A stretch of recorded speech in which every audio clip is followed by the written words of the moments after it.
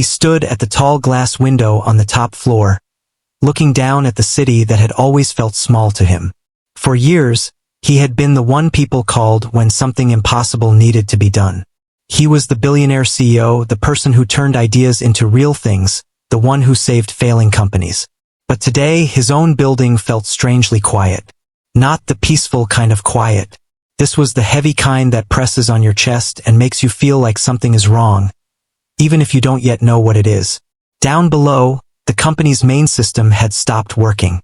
It wasn't just a glitch or a slow server. The whole operation had frozen without warning. Machines stopped. Orders got stuck. Messages failed to send. Every minute meant more money lost, and worse, more people worried about their jobs. Phones rang non-stop. Voices whispered in the halls. People kept their heads down, hoping the problem wouldn't land on them. The CEO had flown back overnight from a business trip. He had not even gone home. His car took him straight from the airport to the office. He walked in with his jacket over his arm, hair still a little messy, eyes tired but sharp. He went straight to the conference room where his top managers waited. No one laughed. No one joked. The table was covered in laptops, chargers, scattered papers, half-finished cups of coffee. The air smelled like stress and old takeout food. "What do we know?" he asked, his voice calm but firm. A thin man with glasses cleared his throat and opened a laptop. It started at 3 in the morning. The main control hub shut down. Backup systems failed to respond. "We brought in outside experts. So far, nothing has worked." "How many experts?" the CEO asked. 19, the man replied. "And number 20 is on the way." 20 experts. The CEO nodded slowly. It sounded impressive, but it also scared him. If it took that many people and still nothing worked, then something very wrong was happening. He did not like things he couldn't understand, but he trusted his people. So he listened as they explained tests and theories in technical words that grew longer and longer. The more they spoke, the more confused and powerless he felt. Meanwhile, somewhere far from the conference room, a cleaning lady was pushing her cart down a quiet hallway. She had worked there for years. Every floor, every corner, every door was familiar to her. People often walked past her without really seeing her, but she noticed everything. She noticed which lights flickered. She noticed which doors were always left open. She noticed when people were too tired and forgot their lunch on their desks.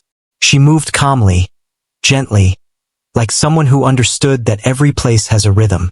She was a black woman with kind eyes and a steady way of moving.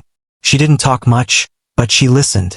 She had learned that people say a lot when they think no one is paying attention. She took pride in her work. She liked making things clean and peaceful. It was her way of caring for the building and the people inside it. That morning, she could feel the change in the air. Normally, people smiled or nodded at her. Today, they rushed past with worried faces, phones pressed to their ears, voices tense. She heard bits of sentences floating in the hallway. Millions. Deadline. Still not working. What do we tell them? She didn't need a news report to know something serious had happened. She just kept working, but her heart felt a little heavy. These were people she saw every day. She didn't want them to lose sleep or worse, lose their jobs. Back in the system room, the 20th expert had arrived. He had a suitcase of tools, a confident way of talking, and the kind of tone that said he had seen everything before. "I'll have you back online by lunch," he said with a smile. By lunch, nothing had changed. Cables lay everywhere. Screens were filled with data and warning messages. People argued quietly in corners. Some blamed software. Others blamed hardware. One expert said it was the network. Another said it was electrical. Everyone seemed sure of their own idea, until the next test proved them wrong. The CEO spent the day walking between rooms, listening, asking questions, trying to stay calm.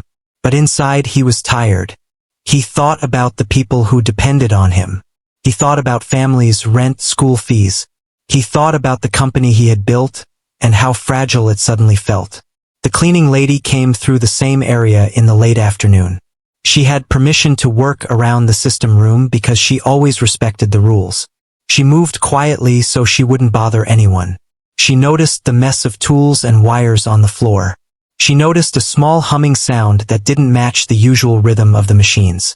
And she noticed something else. Something small. Something others might miss. She remembered seeing the same corner of the room 2 nights earlier. She remembered that one part of the setup had looked different then. She wasn't an engineer, but she had eyes, and she paid attention. She paused for a moment with her cloth in her hand, thinking. Then she told herself, they have experts here. They must have checked everything. So she kept cleaning, though the thought stayed quietly in the back of her mind. Evening came. The sky outside turned orange, then purple, then dark.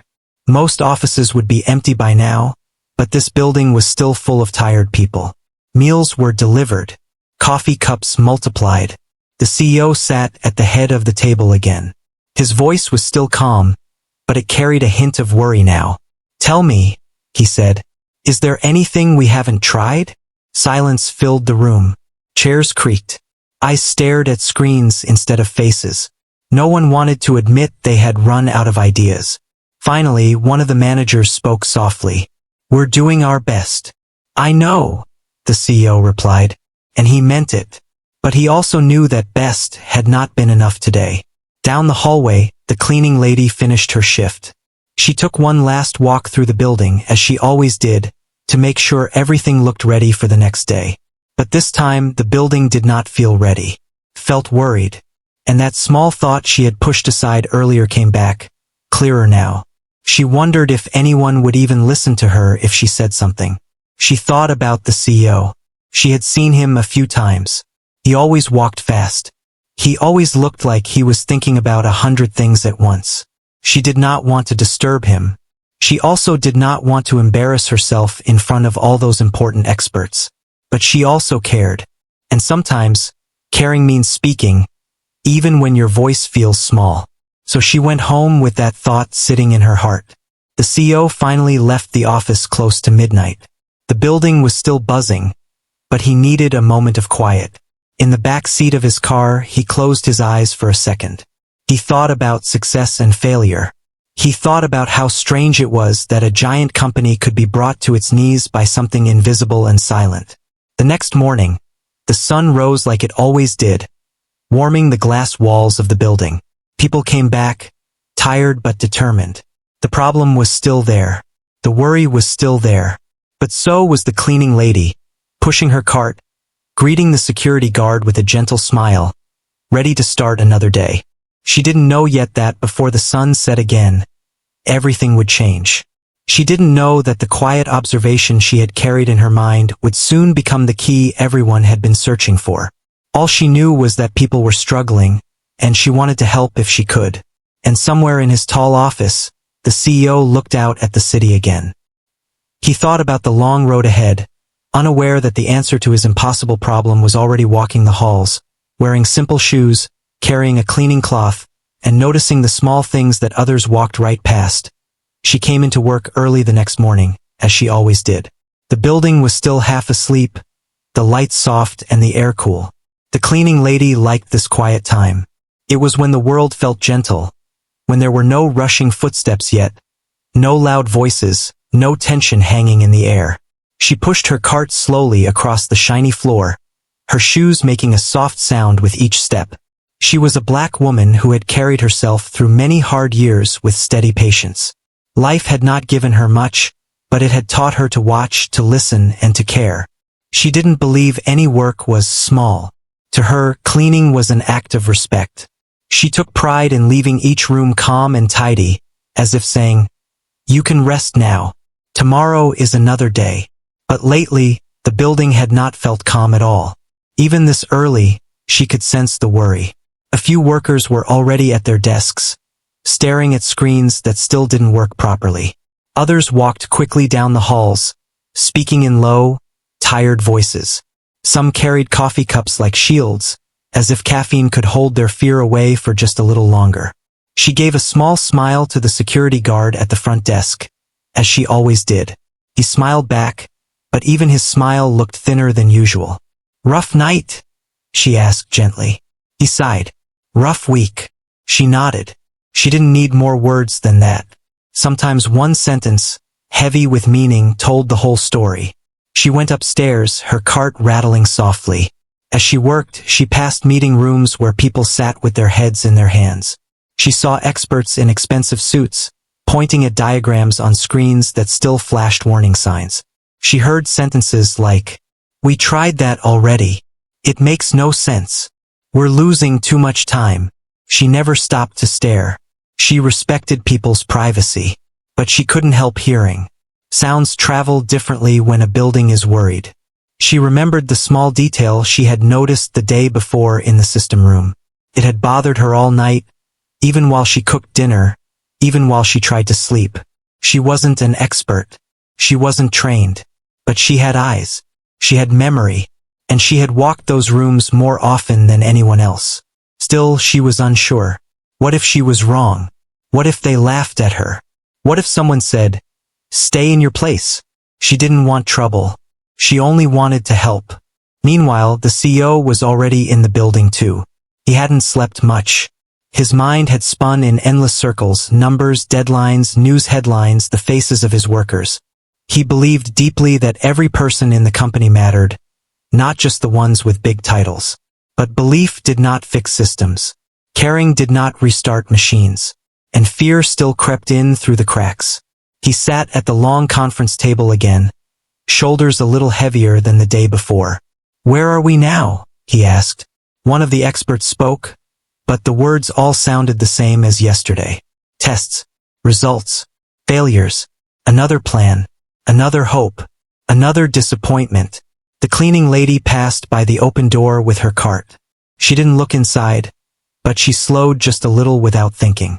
She could feel the weight in that room. She kept going until she reached the hallway near the system room. There she saw one of the managers she knew.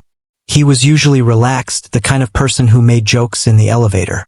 Today he looked serious and tired. She hesitated. Her hands tightened on the cart handle. This was the moment she had been turning over in her mind. Speak, or stay silent. He noticed her and tried to smile. "Morning," he said. "Good morning," she answered softly. Then the words simply slipped out before doubt could catch them. "Is it about the machines?" He blinked, surprised. "You heard." She nodded. "Everyone has, I think." He sighed and rubbed his forehead. "Yes, it's bad." She swallowed gently. "I don't want to bother you, but may I ask something?" He looked at her kindly. "Of course." She pointed slightly toward the system room. "That setup. Has anyone checked the small connection on the far side? The one near the wall behind the cabinet? 2 nights ago I thought it looked different. Maybe loose. Maybe I'm wrong. But it's been on my mind." For a moment the manager just stared at her. Not in a rude way. More like someone who suddenly hears a new note in a song they thought they already knew by heart. Then he nodded slowly. I'll mention it." She smiled shyly. "If it's silly, please forget I said it." But it wasn't silly. It wasn't silly at all. The manager walked into the room and quietly spoke with one of the experts. The expert raised an eyebrow. Then he shrugged. "Fine," he said. "We'll look." They walked over to the far side of the system, a place partly hidden, slightly awkward to reach. It wasn't the obvious spot. It wasn't where the main action was. It was the kind of place busy people overlook when they are focused on bigger, louder problems. The expert crouched down, frowned, and then called another expert over. "Did anyone check this?" "I thought you did. I thought you did." The cleaning lady didn't see what happened next. She had already moved on, dusting a shelf, straightening chairs, doing the work she always did. She wasn't expecting thanks. She wasn't even sure she had helped. She simply did what her heart told her. Speak with kindness, then step back. But inside the room, something began to change. One expert touched the small connection. Another traced the linked cables. They started talking faster now, not arguing, but thinking together. A thought turned into a test.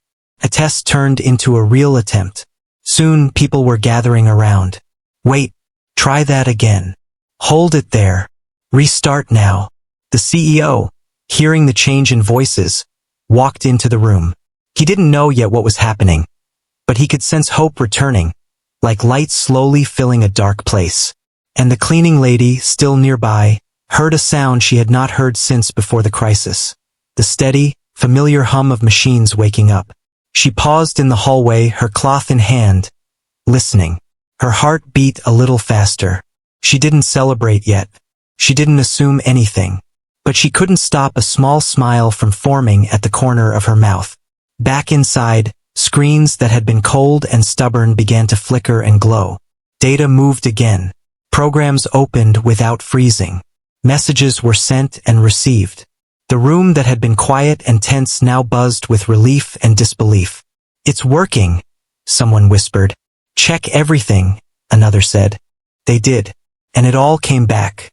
Later, the manager stepped out and saw the cleaning lady down the hall. He walked over to her with a look of gentle wonder on his face. "Can I ask?" he said. "How did you notice that?" She shrugged softly. "I walk past there every night. I just look. That's all." He shook his head slowly, not in doubt, but in deep respect. "You may have just helped save the whole company." She looked almost embarrassed. "I only said what I saw." But the truth was, saying what she saw took courage. Many people see. Few speak. And fewer do it with such kindness and humility. The CEO soon learned what had happened. How the small detail had been missed by 20 experts. And how one woman, doing her quiet work, had noticed it because she cared enough to pay attention. He didn't feel ashamed. He didn't feel angry. He felt grateful. He also felt humbled. He asked to meet her, not to make a show out of it, but because he believed respect should be given from the heart, not from a stage. But that moment would come later. For now, the building itself seemed to take a deep breath. The tension eased. People smiled again, even laughed a little. Some leaned back in their chairs with tears in their eyes. It had been a hard, frightening time. The cleaning lady finished her shift like she always did. She wiped the last desk, emptied the last bin, and checked that everything was in its place. She didn't tell anyone outside that hallway what she had said or done. She didn't rush home to brag. She simply quietly carried the peace she felt inside her chest. The simple peace that comes when you know you have done a good thing. She never saw herself as a hero. She was just a person who noticed small things and cared enough to speak up. And in a world full of loud voices, sometimes it's the quiet ones who hold the answers everyone else is too busy to see. The morning felt different. Even before anyone said a word, there was a soft hope in the air, like the first light after a long storm. People still moved quickly through the halls, but their eyes were not as heavy as before. They spoke in normal voices again. Some even smiled. It was as if the building itself had finally been able to breathe. News travels fast inside any workplace, even when no one writes it down. People had already heard that the systems were working again. They heard that it had not been a complex trick or some new software update. It had been something small, something simple, something everyone had walked past again and again without seeing. And they heard that the one who had noticed it was the quiet cleaning lady who pushed her cart every day. Always polite, always gentle, never trying to stand in the way. She didn't walk like a hero that morning. She walked the way she always did, steady and calm. She did not expect attention. She did not want the spotlight. She only wanted to do her work and go home with peace in her heart. But the world around her had already changed, even if she did not yet realize it. A manager came looking for her, not in a loud or rushed way, but with care. He found her near the lobby, wiping down a table, humming softly to herself. He stopped a bit away, as if choosing his words carefully. "Excuse me," he said gently. "The CEO would like to see you, if you're comfortable with that." Her hand paused for just a second. She turned slowly, surprise in her eyes. "Me? Yes," he said with a warm smile. "You." She didn't panic, but she felt a flutter in her chest. She had seen the CEO from a distance many times. He always seemed surrounded by movement and decisions. Meeting him face to face was something she had never imagined. She wiped her hands, straightened her shirt, and nodded. "All right," she said softly. They walked together through the hallway. People glanced up as she passed. Not in a rude way, more like they were noticing someone they had somehow failed to truly see before. A few nodded respectfully. One person even whispered, "That's her," but not loud enough to echo. The door to the top floor opened, and the world changed again. Thick carpets, quiet rooms, wide windows. It was the part of the building where life usually felt far above the daily concerns of ordinary workers. But today it felt closer, more human. The CEO stood near the window, looking out over the city as he often did when he needed to think. When he turned and saw her, he did not see a job title. He did not see a role. He saw a person who had helped him, his company, and thousands of others who depended on it. He walked toward her, not with grand gestures, but with sincere respect. "Thank you for coming," he said calmly. She nodded. "Of course." For a brief moment, there was silence.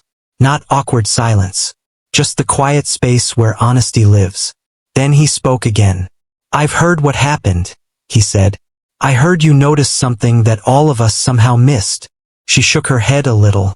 "I only noticed because I pass by there every night. I didn't want to assume something.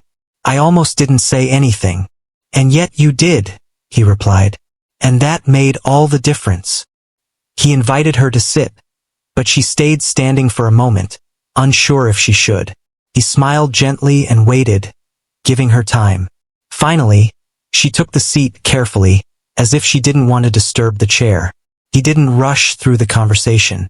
He didn't drown her in praise or make a big show of it. Instead, he asked the simplest question of all. "How did you know?" She took a breath and thought for a moment. Then she spoke in the same simple way she lived. "I don't know the systems. I don't know the technology. But I know the rooms. I know how they look when everything is fine. And I know how they look when something has changed. I saw that small connection 2 nights ago, and it didn't look right. I told myself the experts must have checked it, so I kept quiet. But then, when the problem continued, I thought maybe I should just ask. Not to prove anything, just to help." The CEO listened closely. Really listened. Not the way busy people sometimes pretend to listen. He heard every word, and he felt something inside him soften.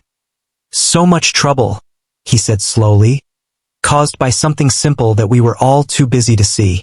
She nodded politely. "Sometimes, when you look too hard at the big things, the small things hide." He smiled at that. It was the kind of sentence you remember long after the moment has passed. "May I ask," he said gently, "why you decided to speak up, even though you were unsure?" She looked down at her hands for a second. "Because I care about this place. I see how hard people work. I didn't want anyone to lose sleep or hope. I thought if I'm wrong, that's fine. But if I'm right, maybe it helps." The CEO felt the truth of those words deeply. Caring was something he valued more than numbers or titles. And here it was, living quietly in someone the world often overlooked. He thanked her again. Not once, not as a line in a speech, but many times in small, real ways. He told her that her voice mattered, that her observation mattered, that she mattered. He also told her something else, that from now on, every person in the company would be encouraged to speak if they noticed something important, no matter what their job was. Because wisdom does not live only in boardrooms. It lives wherever people pay attention with honest hearts. She listened calmly.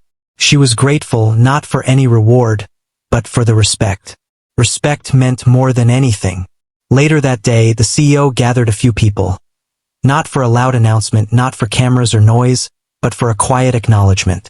He shared the story of what had happened. He talked about humility. He talked about listening.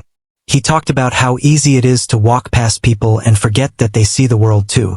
He made sure to speak about the cleaning lady not as a symbol, but as a real person with real value. He didn't exaggerate. He didn't decorate the story. He simply told the truth. As for the cleaning lady, she went back to work afterward. Not because nothing had changed, but because this was who she was. She didn't start walking faster or slower. She didn't start acting differently. She simply continued to do her job with the same care she always had. But now, the world around her finally saw the care that had been there all along. Some people stopped to talk to her now, not out of curiosity, but out of respect. They asked about her day. They thanked her. One person said, "You taught us something." She smiled each time, a little shy but warm. She did not think of herself as clever or special. In her mind, anyone could have done what she did. She just happened to be the one who spoke. But deep inside, she carried a quiet strength. The strength of knowing that being unseen does not mean being unimportant. And the CEO carried something new too. A deeper sense of responsibility. A softer heart. A stronger commitment to treating every worker, from the top floor to the basement, with equal dignity. That evening, when the building emptied and the city lights flickered on one by one, the cleaning lady finished her shift and stepped outside. The air was cool. The sky was wide. She stood there for a moment, feeling the simple comfort of a day well lived. She didn't know where the story would travel next. She didn't know who would hear it, or what they would learn from it. She only knew that kindness, courage, and attention to small things can change more than people realize. And sometimes, the most extraordinary moments are born from the simplest acts. A quiet voice, a gentle question, and a heart that refuses to look away. The days that followed moved in a gentle wave, slow but full of quiet change. People went back to their work. Machines hummed smoothly again. Orders were sent. Messages flowed. On the surface, everything looked normal, almost as if the crisis had never happened. But underneath, something in the spirit of the company had shifted. People were kinder to one another. They held doors a little longer. They said thank you more often. They noticed faces instead of just job titles. And whenever the cleaning lady pushed her cart through the halls, people didn't just walk past her anymore. They greeted her. They smiled. Some even stopped to talk for a moment, not out of duty, but out of real respect. She didn't let any of this change the way she worked. She still wiped each desk with the same slow, steady care. She still made sure every bin was emptied and every hallway tidy. But now there was a lightness in her step, not because she felt important, but because she felt seen. One afternoon, a small group of workers were gathered in the break room. They were talking about what had happened, their voices soft with wonder. "I still can't believe it," one said. "All those experts, and the problem was right there the whole time. And she was the one who noticed," another added. "I guess it's true. You should never underestimate anyone." The cleaning lady walked in just then, carrying a trash bag. The room went quiet for a second, then everyone smiled at her. She smiled back, shy but warm, then went about her work as usual. She didn't interrupt. She didn't correct them. She just listened, grateful but grounded. Later that week, the CEO asked the managers to meet. He didn't want a fancy event. He wanted a real conversation. They sat around the familiar conference table, but the mood was different, less stiff, more thoughtful. "We learned something important," he began, "and I don't want us to forget it." They nodded. They knew what he meant without him even saying the name. "For too long," he continued, "we've assumed that ideas only come from certain jobs, certain voices. But wisdom is everywhere. Observation is everywhere. Care is everywhere.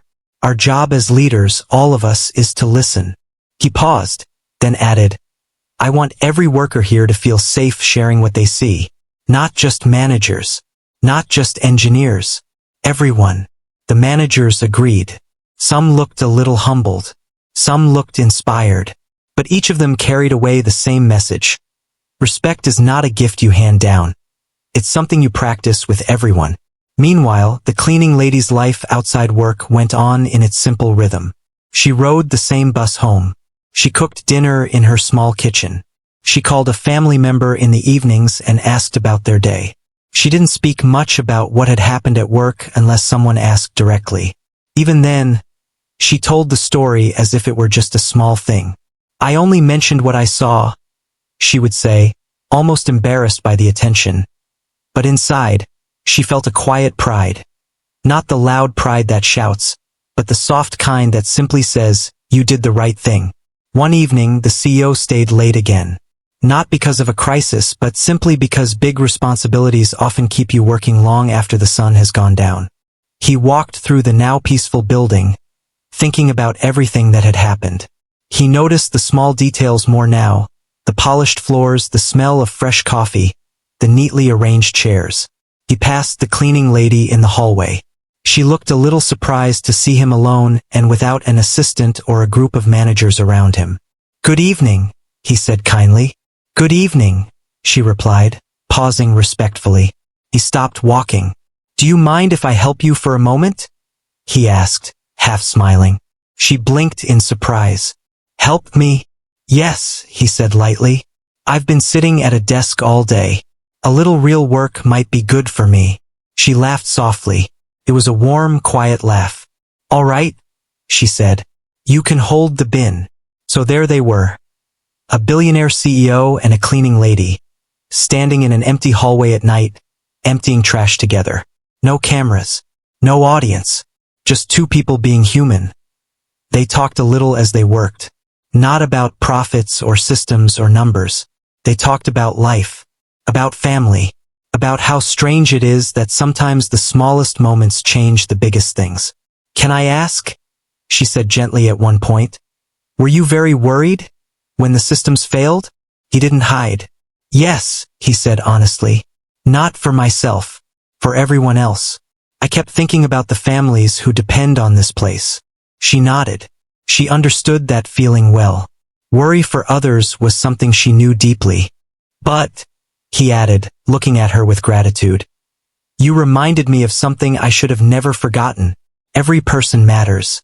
Every person sees a part of the world others might miss." She didn't know what to say to that, so she simply nodded again. Sometimes silence is the most respectful answer. After a while, he thanked her and let her finish her work. He went back upstairs, feeling more grounded than he had in a long time. The next morning, he sent a quiet message to the HR team. Not an order, not a demand, but a suggestion filled with heart. He wanted to make sure cleaning staff, security, cafeteria workers, and others who often stayed unseen were invited to staff meetings sometimes. Not to sit silently, but to speak if they wished. He wanted them to know their voices mattered. And slowly, change took root. In one meeting, a security guard mentioned a small pattern he had noticed. A door that kept sticking at odd hours. Turned out to be important. In another, a cafeteria worker shared an idea that helped reduce waste. People began to realize that everyone had eyes, everyone had thoughts, everyone had a view of the world worth hearing. And each time someone spoke up, the cleaning lady felt a warm glow in her chest, knowing she had helped open that door. Not by shouting, but by whispering at the right moment. But not all the change was big. Some of it was quiet and invisible, like a worker remembering to say, "Good morning." A manager asking someone, "How are you really?" A team member noticing when another looked tired and offering to help. These small things created a softer culture, one that wrapped around people like a gentle blanket instead of pressing down like a weight. The cleaning lady continued to notice everything, the way she always had. Not to judge, not to control, just to care. She had a gift for seeing when a plant needed water, when a bin was almost full, when a window needed a wipe. And sometimes she noticed people too, when someone looked lonely or lost or burdened. She would offer a smile. Sometimes that was enough. One afternoon, she found a new worker sitting alone in the break room, staring at a cold cup of tea. The young woman looked nervous, uncertain, like someone who hadn't yet found her place. The cleaning lady didn't pry. She just sat nearby for a moment and said softly, "First weeks are always the hardest. It gets better." The young woman looked up, surprised, then smiled. "Thank you," she whispered. That small exchange, simple as it was, carried more comfort than most speeches ever could. And far above the city, in his corner office, the CEO found himself thinking often about simple things, about kindness, about humility, about the way strength sometimes wears plain clothes and walks quietly down hallways most people never notice. He realized something else too. Success is not just about buildings or systems or money. Success is when the people inside those buildings treat one another with respect, when every voice matters, when even the quietest worker feels safe to say, "I noticed something," without fear. As the sun set one evening, painting the sky with soft shades of pink and orange, the cleaning lady finished another shift and stood at the main doors for a moment. She looked back inside the building she had cared for so long. It no longer felt like a place where she worked in the shadows. It felt like a place where she belonged. She stepped outside, carrying her simple bag, ready to go home. The city buzzed softly around her. Life went on. But the ripples of her small act, a simple observation spoken gently, continued to move through the world, changing hearts in ways she might never fully see. And somewhere inside the building, the CEO looked out at the same sky and felt grateful, not for fortune, not for power, but for the reminder that greatness often comes dressed in everyday clothes, walking with quiet steps, noticing small things others overlook. The story wasn't over yet. There was still more to learn, more to feel, more to grow into. But one truth had already settled deep into every corner of that building. Sometimes the person you least expect is the one who lights the way forward, simply by caring enough to look and brave enough to speak. The morning after the problem was finally solved, the office felt different. People walked a little slower, spoke a little softer, and kept looking over at the quiet woman with the cleaning cart as if they were seeing her for the very first time. The billionaire CEO, who had spent restless nights thinking about the stubborn issue that 20 famous experts could not fix, now found himself thinking about something else entirely, how he had overlooked the person who solved it in one simple minute. And more than that, how the person he had overlooked had been moving past him every single day with a kind smile and steady hands. He had called the whole company together, not for another long meeting full of charts and heavy words, but for something simple. He wanted everyone to stand in the same big open space on the top floor, the place with the tall glass windows and the view of the city that always reminded him of how high up he was. This time, though, he did not stand above anyone. He stood in the crowd, next to his managers, next to the interns, and next to the cleaning staff. When the cleaner walked in, still unsure why she had been asked to be there, the room fell quiet. Many people had only ever seen her bent over a vacuum or wiping fingerprints from glass. Now they were seeing her as the person who saved them all days of stress, money, and embarrassment. The CEO spoke in a calm voice, not the sharp voice he used in boardrooms. This one sounded like it came from somewhere deeper.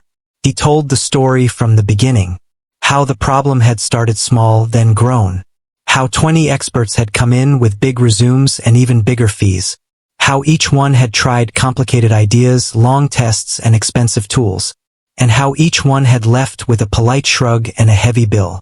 He talked about how tired he had felt, and how, without even meaning to, he had only looked for answers from people who already had loud titles. Then he smiled a little. He spoke about the moment the cleaner stepped forward. Not pushy, not loud, just brave enough to say what she had noticed. He told them how, before anyone could even understand what she meant, she had moved her cart, lifted a small panel, made a tiny adjustment, and solved the entire problem in 1 minute. People clapped. Some even laughed softly at how simple it had been. But he gently raised his hand for silence again, because this was not a joke to him. He said the company had made a mistake. They had seen her job, but they had not seen her. They had seen her uniform, but not her mind. They had walked past her every day, thinking she was only part of the background of their busy lives. And yet she had seen what 20 experts could not see. He turned to her then, not as a boss to a worker, but as a person to another person. He thanked her. But he did more than thank her with words. He told everyone that from that day forward, the cleaner would not be treated as invisible. She would be given a new position that used her sharp eye and problem-solving skills. She would receive training, support, and a salary that showed respect for what she brought to the table. He also announced something else. A new company rule. Every voice mattered. No matter the job title. No matter the floor they worked on. If someone saw a problem or had an idea, they should be able to speak up without fear of being ignored. There would be open meetings. There would be a way for anyone to share thoughts. Because wisdom did not only live in the corner office. It lived everywhere, even in the silent corners where people worked when no one was watching. The cleaner stood there with tears in her eyes. Not because of the money, though it meant a lot, but because, for the first time, she felt seen. She thought about the many days she had walked the halls, listening to people talk, noticing little things, but staying quiet because she felt it was not her place to speak. Now she knew her voice mattered. After the gathering, people came up to her one by one. They thanked her. They asked her how she had noticed the tiny thing that everyone else had missed. She explained in simple words. She paid attention. She cared about the building because she spent so much time in it. She noticed sounds, small changes, tiny details. She respected her work, and that respect helped her see clearly. The CEO watched these moments with a softer heart. He realized how much he had learned. Wealth and power had once made him believe answers always came from the top. But now he knew real strength came from humility, from being willing to listen, to learn, and to respect every person. Word spread outside the company too, not as a loud, flashy story, but as a gentle reminder that titles do not measure intelligence. People began to talk about kindness, respect, and the power of listening. They talked about how a woman who cleaned floors had changed the way a billionaire thought about success. In the weeks that followed, the office culture slowly changed. Managers spoke more kindly. Workers greeted the cleaning team by name. People asked questions and actually listened to the answers.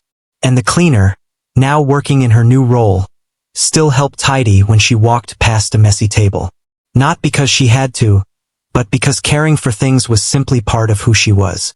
The CEO sometimes thought back to the moment when the problem was finally fixed.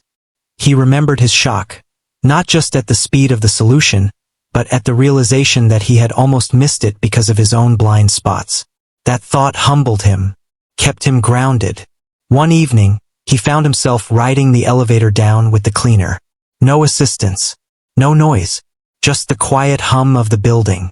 He thanked her again, but this time not as a speech, just two people talking. He told her that she had not only solved a technical issue, she had helped him see the world differently. She smiled and said she was glad she could help. As the doors opened, they walked out together. Equal steps, equal air, equal worth. And that was the real heart of the story. Not that 20 experts had failed. Not even that the cleaner had solved it in a minute. The real story was about seeing people. About not judging someone's value by their title or their clothes. About the simple truth that every person carries ideas, hopes, and quiet strengths inside them. The billionaire CEO was no longer just shocked. He was changed. And the cleaner was no longer just the cleaning lady in anyone's mind. She was the woman who saw what others missed, because she cared, because she noticed, because she believed that even the smallest work deserved attention. Life at the company went on. Deadlines still came. Phones still rang. But there was more warmth now. More eye contact. More thank yous. And every time someone new joined the team, they were told the story. Not to make a big show out of it, but to remind them that brilliance can come from anywhere. The cleaner still kept her same gentle nature. She did not boast. She did not walk around like a hero. She just kept being herself. Steady, thoughtful, and kind.